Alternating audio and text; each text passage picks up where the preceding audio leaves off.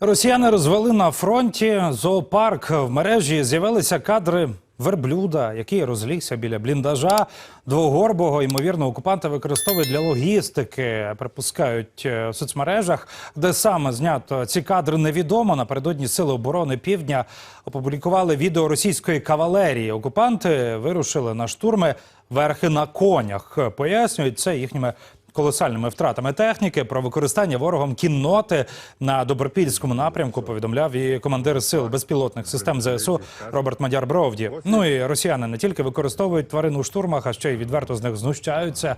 Телеграм-каналами ширяться кадри Віслюка, на якого окупанти начепили бронежилет і каску. До слова, гроші на закупівлю тварин волонтери збирають по всій Росії. Ты с какого подразделения? Иди сюда, иди. Ты с какого подразделения, родной?